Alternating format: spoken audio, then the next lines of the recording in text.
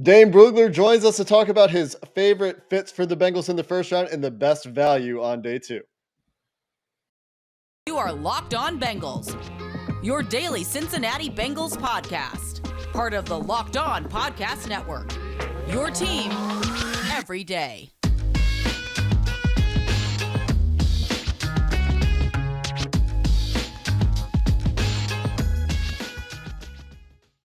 What up, Bengals fans, and welcome to another episode of the Locked On Bengals podcast. I'm your host, Jake Liscow. He's your host, James Rapien. We're part of the Locked On Podcast Network, your team every day, free and available everywhere you get your podcasts and on YouTube. Thanks for making us your first listen and subscribing and following wherever you get your podcasts. As I mentioned, today we're joined by Dane Brugler. We're going to get into it with the author of The Beast over at The Athletic. Great draft guide. I've been consuming it for a full decade, going back to 2012. Dane has great insights, 288 pages worth of draft guide content, getting into guys you haven't heard of and guys you have. We'll talk about some of those guys with Dane Brugler, including where the Bengals might find their best fit in the first round and more. So let's get into our conversation with Dane Brugler. Dane, let's dive right into day one of this mock draft, or of the NFL draft in 2022, specifically the end of the first round where the Bengals pick, not accustomed to picking this late in the first round. In fact, this is the latest the Bengals have ever picked, of course, with the expansions over the years. You've recently mocked Tyler Linderbaum to the Bengals, and it seems to me that there's a lot of trending smoke or rumor that the NFL sees him as a day two guy, but you like the fit there. Who are some of the other players you see as good fits for the Bengals at 31? Yeah, the case of Linderbaum, I don't think it's almost like Kyle Hamilton in the top 10. Like, a lot of teams like him, but to draft a unique safety in the top 10, just not every team's going to be on board with that. And with Tyler Linderbaum, I think every team likes Tyler Linderbaum, but there's going to be a lot of teams that aren't interested in drafting a center only with sub 32-inch arms in the first round. And so it's just one of those things where you have to be able to look past one thing or two things, and then everything else is just off the charts. And with Linderbaum, it's that lack of length. It's not even so much the 6'2", 296. It's just more of just having that lack of length. When you're going up against a defensive tackle, you're going up against Perion Winfrey from Oklahoma, who's got 35.5-inch arms. I mean, you're at an immediate disadvantage in terms of him reaching your chest and being able to create movement at the point of attack. And, obviously a guy like Linderbaum, it's not like he's always been long armed and now he's got shorter arms. I mean, that's all he knows how to do. And so he understands how to leverage that and how to anchor and use the biomechanics of the way he's built to combat whatever defenders throw at him. But obviously in the NFL, it's much tougher to do that. And so in pass protection, there are some of those question marks, but he has the ability to be an elite level run blocker. And I don't know. It felt wrong not including him in the first round. And I think the Bengals absolutely should be interested there at 31. I think they are. But I wouldn't be surprised if he fell to the second round, and then it's going to be interesting. You got the Jets have 2 picks early in the second round. A few other teams could be a fit, especially with with the zone scheme. So Linderbaum's going to be really interesting. There's definitely a chance we're still talking about him Friday as we go into day 2 of the draft. If it's not Linderbaum, I think that the most popular pick would be a corner. But is there a corner that's going to be there that fits what the Bengals want and is worthy of that pick? I think it's fair to assume Ahmad Gardner, Trent McDuffie, Derek Stingley, those 3 corners off the board. And then, okay, who's left? And do the Bengals believe those guys are worthy of that pick? Andrew Booth from Clemson is my 4th-ranked corner. The injury stuff is something that has been an issue, and is not be able to work out before the draft. The groin, the double hernia surgery, that could very well knock him into day 2. Do the Bengals like Kyler Gordon from Washington enough to take him there? What about Kyer Elam from Florida? So I think that the corner options are interesting, and there's a chance both those guys could be off the board by 31. So there's a chance that corner could be wiped out there. And then if they don't go one of those 2 positions, I think you're looking at, and let's just say they don't trade out, and it's just not a feasible option for them. Defensive line, you can't really, I mean, it's kind of cliche to say, but you can't really go wrong with another edge rusher, add him to the mix, add him to the rotation. I'm a big fan of Logan Hall. That's been one of my guys this year. I actually like him as an edge defender, but for the Bengals, being able to be a 3 technique, being able to also give you that inside-outside versatility, that makes Logan Hall an intriguing possibility there at 31 as well. So to me, those are kind of the main options there as we're kind of going. We don't know how the first 30 picks are going to turn out, obviously, but as we go into this final week before the draft, those are kind of the 3 areas where I could see them addressing with that pick.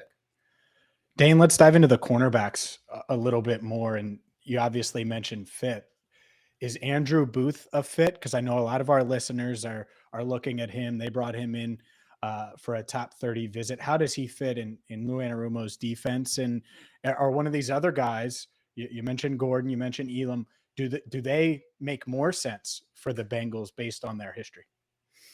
Yeah, and I think that's what we're trying to figure out is just where their preference is going to be. Because I think, all these guys have played both man and zone, but obviously they're maybe a little bit better in one area than the other. And I think that's especially true with Booth and with Elam. I think they're better man-to-man corners. That's where they feel more comfortable.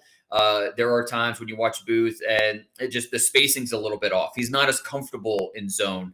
But he can play off. I mean, he has that downfield, that explosive downhill mentality where he's going to make plays underneath. He has the recovery speed where he can make up a step here or there. So I think he can, grow and develop. And I think that's part of what the Bengals are trying to figure out is just, how far away is he to being a guy you trust in any situation. And so with Booth, that's kind of the book on him, where with Elam, same type of deal. He's a bigger guy. He's 6'1.5", 190 pounds, excellent speed, 4.3 speed. But another guy that likes to be physical and man-to-man. And at the top of his routes, that's where there could be a little bit of separation.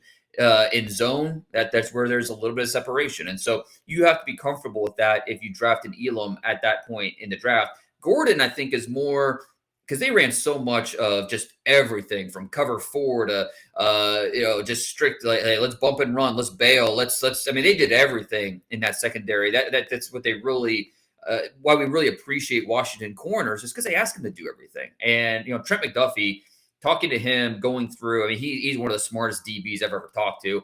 And Kyler Gordon, while I don't think he sees the field necessarily the same way as Trent McDuffie, I don't think he processes quite the same way. I don't think he's deficient in those areas. I think that his time in that Washington scheme has only helped him. And it's going to help him wherever he goes, man, zone, whatever situation. I think Kyler Gordon would be well equipped. Do you wish he was a little bit faster? Yeah, the 4.52, not ideal for a first round corner. But you do love the short area stuff. Obviously, the 3-cone, the short shuttle are awesome.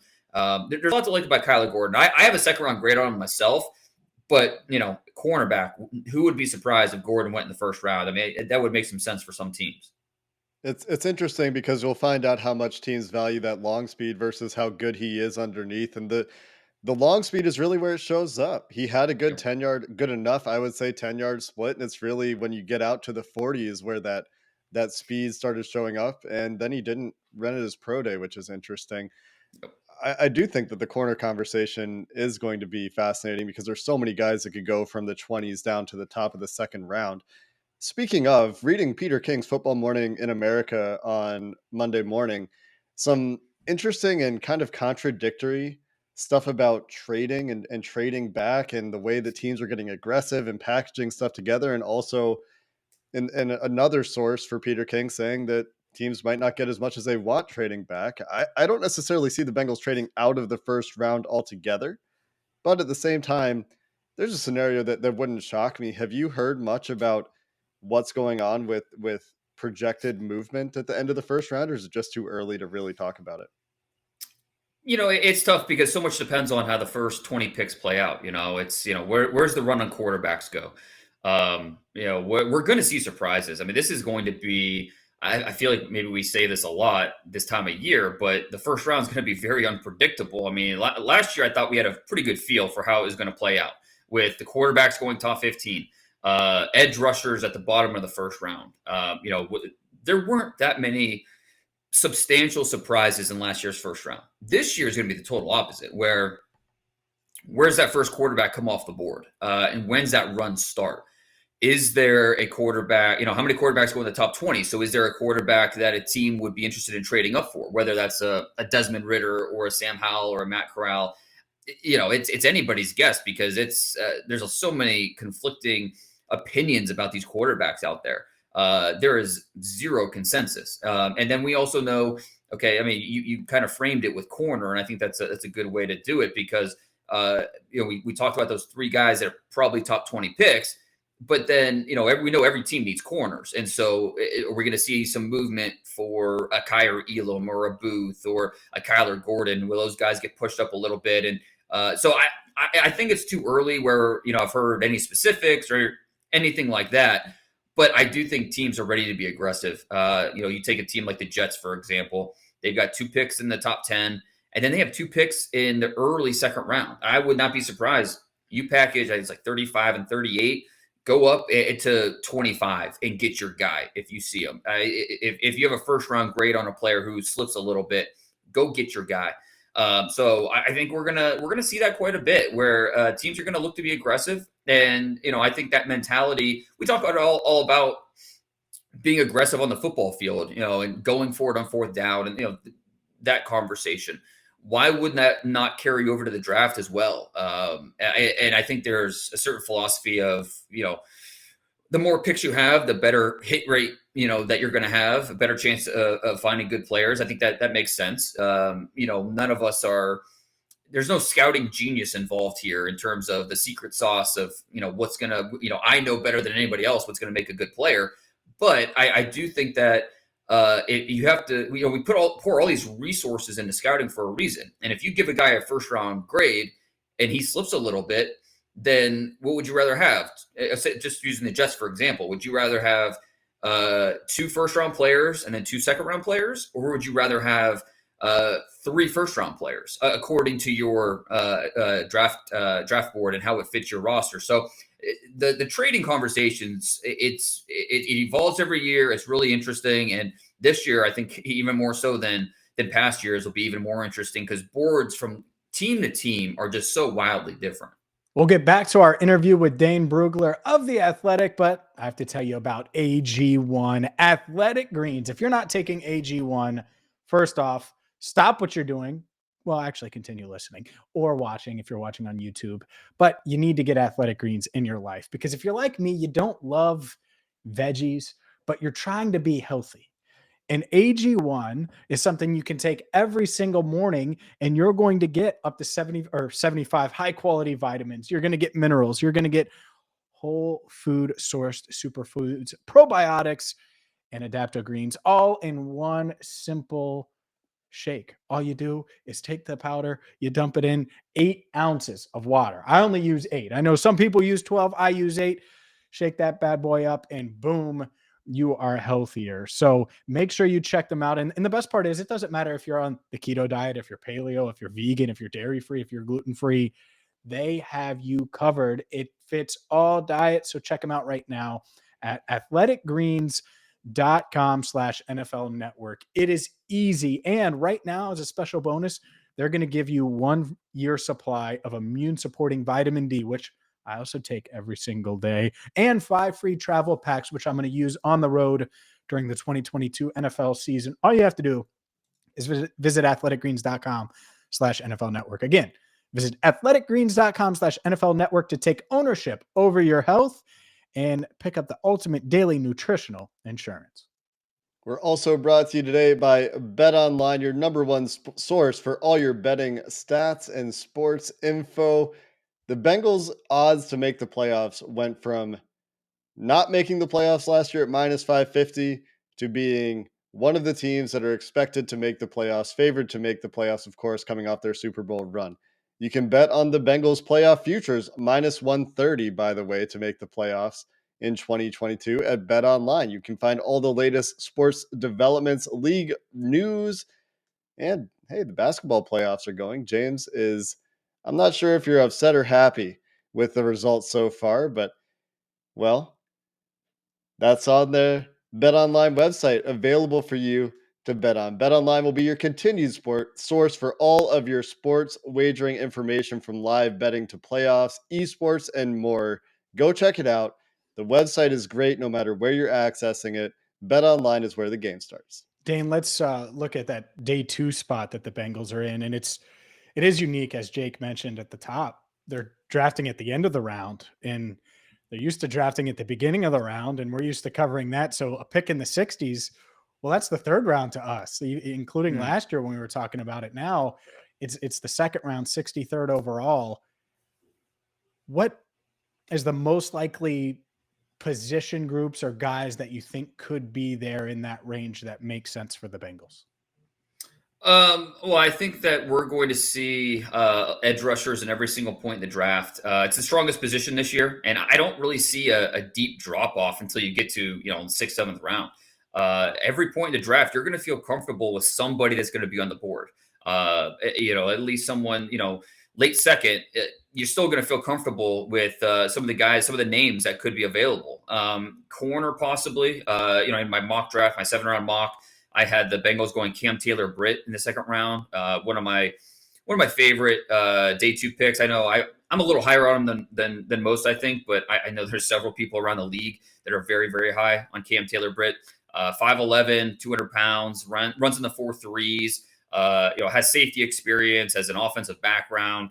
The physical traits are really, really enticing with Cam Taylor-Britt, and so I think there's a lot you could do with him and his competitive nature and what he brings to the field. So I think he would be someone that would make sense in that range. Wide receiver, I don't know. The Bengals aren't really, chomping at the bit to add another receiver, but I think if let's just say the Bengals want to add another pass catcher in the draft, to me, I think there's a drop off after the first 3 rounds. And maybe that's something where they see the value in 2nd or 3rd round. Maybe that's something they would go after, whether it be a slot receiver or whoever. So, receiver is interesting. I think that defensive line as a whole, we talked about the edge rushers. Defensive tackle is kind of hit or miss throughout the draft, where we're going to see a few guys go in the 1st round, a few guys go in the 2nd round. They'll be sprinkled throughout in every single round. I don't think it's something that I wouldn't call it a strong position, but I wouldn't call it a weak position either. So I think it really just, go position by position, and each one kind of has its strengths at different points in the draft. The only thing more reliable than Dane Brugler's draft guide might be rockauto.com. They've been in the business for more than 2 decades, and well, they keep you on the road for less. Don't spend 30, 50, even 100% more for car parts that you can find at rockauto.com from the comfort of your own home, and save money while you do it. They're convenient. And whether it's something as simple as a cabin air filter, maybe it's a little more important, maybe a little more crucial for the do-it-yourselfers out there. Maybe you need a fuel pump. Maybe you need something for your Daewoo.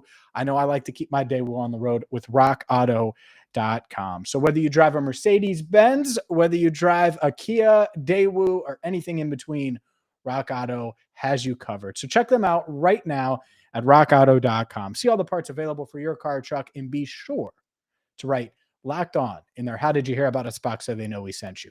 Amazing selection, reliably low prices, all the parts your car. Man, I almost got all the parts your car will ever need. rockauto.com. You talked about the variability of boards around the league, around the public, or the experts like yourself and others have put together their own draft evaluations. How does that, I guess, impact teams where there's all this uncertainty? Does it lead to some of that trade aggression that you talked about? Because, we went through a draft simulator yesterday, and obviously these simulators are crazy. And I'm curious to get your general take on simulators as a person that does, his own massive 300-page draft guide. But, we drafted Cam Taylor-Britt once in the 3rd round. We got Logan Hall in the 2nd round, Perry and Winfrey in the 2nd round. Is this variance that you could see happening with some of these guys falling a little bit further than expected? Or is it going to, I guess for guys to be picked surprisingly early, somebody else necessarily must fall. Do you think there's going to be a lot of that this year on day 2? I wouldn't say a lot, but I definitely think that if there's going to be that, this year is the year where we could see it. Yeah, just because there is so many differing opinions on one player to the next, and that's doesn't even. I mean, every year we're going to have some level of that because one team looks at one player with injury concerns and they're out. Another team looks at them and says, "Yeah, not a problem for us." Same thing with character. The Bengals traditionally have been a franchise that are maybe have a little more appetite for risk when it comes to character guys. They do their due diligence and they not afraid to take a risk with some of these guys. And other teams, they're going to be out. So I think that, and then we have that every year. And then on top of that, this year you have a draft where, I mean, Aiden Hutchinson might be the number one overall pick, and in last year's draft, he might not have gone top 10. Where it's just we still have good players, but in the top half of the first round, which is we usually reserve those for the blue chippers, the elite guys. Last year the Jamar Chases, the Kyle Pitts. Those types of players. This year we just don't have a ton of those guys, at least that are thought of in that same conversation. So because of that, the middle class, the upper class is thin, the middle class is robust, and so because of that, a team's 21st best player might be the 50th best player for another team, and it could be scheme related, it could be a lot of different reasons, but it could be as simple as we just, these guys there's so many of these guys in the middle class that teams will break them up differently based on what they see. So yeah, it's a really interesting year. And I would not be surprised if we have some surprises where, a guy has been mocked at a certain point all along and then he falls or a guy goes much earlier than expected. Because that's how a team views him. So yeah, more so than previous years, because we see it every year, but more so than most years. There's a more possibility for volatility, especially once we get to day 2. The Bengals have done a ton of homework on the tight end position. It makes a lot of sense with CJ Uzama in New York, Hayden Hurst on a 1-year deal. Where's the sweet spot to draft a tight end in this draft? Because it doesn't seem like anyone expects one to go in round 1. Yeah. But where should the Bengals consider taking one, and where do you think the top guys will go off the board? Well, I think it depends on where they have these guys. Where's their top guy? Do they believe, let's just say Trey McBride is their top ranked tight end this year? Do they have a second round grade on McBride? Do they have how high do they think of him? Because in my opinion, I wouldn't be surprised if I don't think we're going to see a tight end in the top 50. And there's at least a chance that 0 tight ends are off the board by the time the Bengals pick in the second round. It's just we don't have that level of player this year. Now we're going to see 4 or 5 go in that late second to third round, and then fourth and fifth round are going to be loaded with tight ends. So it's one of those things where the Bengals, depending on what their grades are on these early guys, the Trey McBrides, the Greg Dulcich. I'm a big Jeremy Ruckert fan from Ohio State.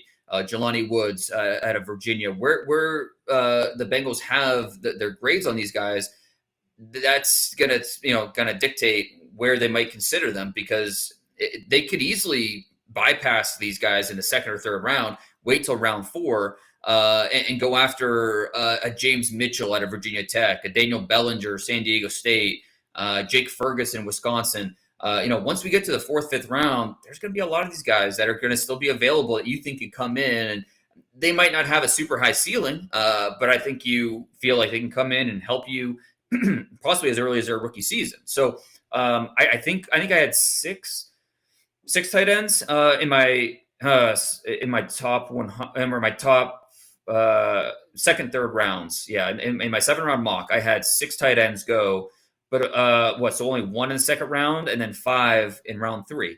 So round 3 might be that sweet spot. If you're looking for a guy that's got some upside, that's you feel like can come in, compete for immediate reps, that round 3 area might be where your best, especially because where the Bengals are picking. That later portion of round 3 might be your best bet in terms of adding someone that's you could build around, but also going to help you help your offense from day one. Or you could see that well, if there are going to be 5 tight ends picked in the 3rd round, we better make sure we get our guy at the end of the 2nd round. And I think that that's the new territory for the Bengals this year with a guy like Logan Hall, who probably doesn't make it to 63 in most Yeah. scenarios. If they like him a lot and they can't trade back, do you use the 31st pick there instead? Really quick, wanted to hit on Jeremy Ruckert, the tight end. You and Nate Tice both, I think, really like Jeremy Ruckert. I think Nate has Ruckert as his tight end 1. Is there a lot of projection there with Ruckert? I wouldn't say a lot. I think it's just he's unproven, and so it's a projection because he did not see a ton of targets in that Ohio State offense. And Right. you spend 2 seconds watching Ohio State's offense, and you see why their receivers are ridiculous. And so, but he was on the field quite a bit. I mean, he played a lot of football, and when he was targeted, good things usually happened. 6'5.5", 250 north of 250 pounds. Now, I think. You asked me in January, I would have told you that I think Jeremy Ruckert is going to be a 2nd round pick, and you better get him in the early part of 2nd round because I don't think he's going to last very long. He injures his foot at the Senior Bowl, knocks him out of the combine, knocks him out of the pro day, has really knocked him out of the pre-draft process, and because of that, he might tumble a little bit, but still, I can't see him falling that far when you have that type of ability. He's my draft guide, one of the best parts of it is kind of learning about these guys, their backgrounds. A guy like Jeremy Ruckert, he was a big soccer goalie growing up, like through high school. And he credits, using his hands as a goalie, as developing his hands as a big man, as a target on the football field. So you see that concentration, you see, his ability to high point, catch a ball away from his body, and then just make those natural adjustments and then do something after the catch. And so I think he's a very strong candidate to be a better pro player than anything we saw in college.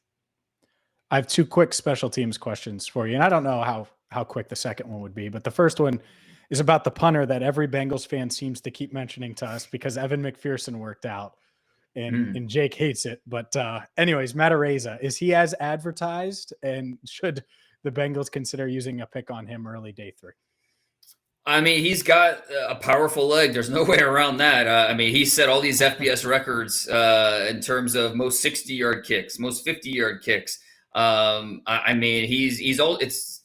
a hidden advantage with him too is he was also their field goal kicker. I mean, people don't talk about that a lot. But if your kicker if McPherson goes down with an injury mid-game, you've got a guy that can legit go out there and kick you 40, 50-yard field goals, and there's at least a decent chance that it's going to be successful. So, that's a hidden advantage with him. But as a punter, it's definitely a conversation about what's the appropriate value for drafting one. I know some teams that view Araiza as almost like a defensive weapon because he's changing field position. He's changing, and so you almost have to look at him as a defender. And so, I think there's a good chance he comes off the board early day 3, and some team's going to look at him and say, value be damned. We feel like this is a guy that's going to help us, help impact the scoreboard. So it'll be interesting. But I will say this is a year, if you need a tight end, it's a good year to need one because we're going to see. I think I had 3 tight ends drafted in my 7th-round mock between Stout from Penn State and Camarda from Georgia. So if you don't go Araiza in the 4th, you could easily get one of these other punters in the 5th or 6th and still feel like you're coming out with a big upgrade at the position. Let's keep the special teams theme rolling. The Bengals have said they want to add a returner, specifically a punt returner that brings a little electricity to their special teams unit. Is there anyone on day 3 or any guys on day 3 that stand out to you as potential options for them? I think 2 immediately come to mind. First, Velus Jones from Tennessee, older player. He's going to be a 25-year-old rookie. He caught passes from Sam Darnold back in his day. He was part of the same recruiting class as Michael Pittman. So he goes back. I transferred to Tennessee the past 2 years, led the SEC in kick return yards. He was a SEC Special Teams Player of the Year. He has multiple kick return. I think it's 2 kick return touchdowns over his career. He averaged north of 30 yards. He's a guy that fits the mold. And then Marcus Jones out of Houston, who, in my opinion, is a 2nd round talent based off of just watching him at corner and what he gives you as a returner. But because he's got shoulder issues, he had to get both shoulders fixed after the season. So we didn't see him at the Senior Bowl. We didn't see him at the Combine except for interviews. You do worry about the durability because this is not a big guy. He's 5'8", 175. So you worry about the durability with Marcus Jones. But because of that, he might slip out of day 2 and into day 3. If he's available in day 3, as long as my doctors are okay with it, I'm jumping all over that value. Not only what it gives you on defense as a nickel corner, he had 42 passes defended, 10 interceptions over his career, but he also had 9 return touchdowns over his career, 6 kickoff returns, 3 punts. So, I mean, that ties an NFL record. So he's got experience doing it. Anybody who watched the SMU game, they know what he can do with that kick return touchdown he had in the final minutes to win that game. So those 2 players immediately stand out as guys that probably would be available. Probably have to get them in the 4th round. Both these guys, Velus Jones and Marcus Jones, but they could immediately upgrade your return game, especially in the kickoff returns. Marcus Jones has been a guy that's been fun to watch in the pre-draft process. My last question for you, Dave, when we talk to people that do as much work as you do, looking at so many players, who are your favorite guys that maybe don't get discussed as much by others, or favorite guys late in the process that are near and dear to your heart who aren't getting as much attention from others? I think Logan Hall was that guy for me throughout the season. Just wasn't being talked about a lot. And then I think that changed a little bit the Senior Bowl and Combine when people learned more about him. He's that guy. Cam Taylor-Britt fits that. Damari Mathis from Pitt, corner. A little undersized, but is twitched up, coming from that scheme that can do a lot of things for you. So both those guys fit. I like Tanner Conner, late Idaho State wide receiver, who is still rough around the edges as a route runner. But when you're that size, 6'4", 220, and can run a 4.4, there's something to work with. So I really, every position there's guys that I really like late. A corner, I really like Bryce Watts from UMass, Virginia Tech, North Carolina transfer. Kind of going under the radar. He's not a guy that's being talked about quite a bit, but I wouldn't be surprised to see him come off the board as early as early day 3, 4th, 5th round. I think he has that type of ability. 6 foot, 187, ran a 4.40 in the 40. My highest graded non-combine prospect this year is Eric Johnson from Missouri State. Anybody that was at the Senior Bowl or NFLPA game know about him, how great he looked during one-on-ones, power, quickness, really, really outstanding. So those are a few of the players that won't be drafted early, but I still really like what they have to offer and their chances in the league. We really appreciate Dane for taking the time. That was Dane Brugler from The Athletic on all things NFL draft, including some of his favorite players there at the end. So if you're curious to learn more about Damari Mathis from Pittsburgh, one of Dane's favorite later round corners in this draft, go check out The Beast, his 2022 draft guide, and all of his work on The Athletic.